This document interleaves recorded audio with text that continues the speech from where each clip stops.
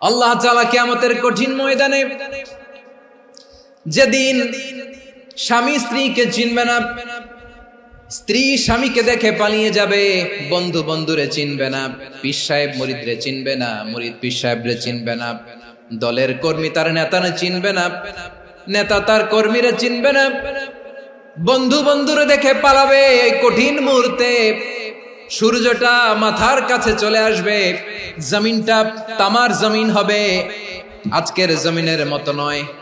মানুষ ঘর্মাক্ত, ক্লান্ত, শ্রান্ত মাথার মগজগুলো কানের ছিদ্র আর নাকের ছিদ্র দিয়ে বেয়ে বেয়ে পড়বে। বিশ্বনবী ফরমান, কিয়ামতের ওই কঠিন ময়দানে 7 শ্রেণীর ব্যক্তিকে রব্বুল আলামিন তার আরশের নিচে ছায়া দিবেন।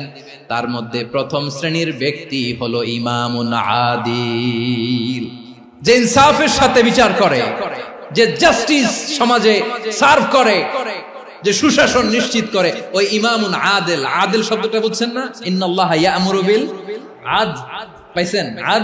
আদিল। 7 শ্রেণীর ব্যক্তিকে আল্লাহ তাআলা সুশীতল আরশের নিচে ছায়া দিবেন, যেদিন তার দেয়া ছায়া ছাড়া কোনো ছায়া থাকবে না। এর প্রথম হচ্ছে ইমামুন আদিল, ন্যায়পরায়ণ শাসক। চিল্লায় বলেন সুবহানাল্লাহ। আবার বিশ্বনবী বললেন, ইন্নাল মুকসিতিনা ইনদাল্লাহি আলা মানাবির মিন নূর আন ইয়ামিনির রহমান। কিয়ামতের দিন যারা ন্যায় পরায়ণ হিসেবে আল্লাহর সামনে দাঁড়াবে, কিয়ামতের দিন রব্বুল আলামিন তার আরশের ডান দিকে ওই ন্যায় পরায়ণ লোকদের জন্য আরশের ডান দিকে একটা নূরের মিম্বারে তাদেরকে বসার সুযোগ করে দিবে। আল্লাহর আরশের ডান দিকে ন্যায় পরায়ণ লোকদের জন্য আল্লাহ তাআলা নূরের মিম্বার বানাবে। 4টে কেন কথা মনে করেছেন? আল আদাল, জাস্টিস।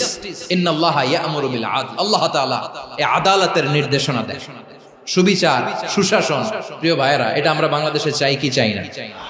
এই যে অরাজকতা, এই যে অন্যায়, এই যে জুলুম, এই যে ইনকনসিস্টেন্সি সমাজের অসঙ্গতির প্রধান কারণ জাস্টিস নাই, সুবিচার নাই, সুশাসন নাই। শেষবারের মতো আওয়াজ করে বলেন তো, আমরা বাংলাদেশে আদল চাই কি চাই না? তাহলে প্রথম নির্দেশনা শেষ, আল্লাহ তাআলা তোমাদেরকে আদলের আদেশ দেন। এরপরে আল্লাহ বললেন, আমি তোমাদেরকে ইহসানের আদেশ দেই। ইন্নাল্লাহা ইয়া'মুরু বিল আদলি ওয়াল ইহসান। আমি তোমাদেরকে যেমনি আদলের নির্দেশনা দেই, তেমনি ভাবে তোমাদেরকে ইহসানের নির্দেশনা দেই। ইহসান, আওয়াজ করে সবাই বলেন তো ইহসান। ইহসান মানে কারো প্রতি সফট হার্টেড হওয়া, মহানুভব হওয়া, অনুগ্রহ পরায়ণ হওয়া, অনুগ্রহশীল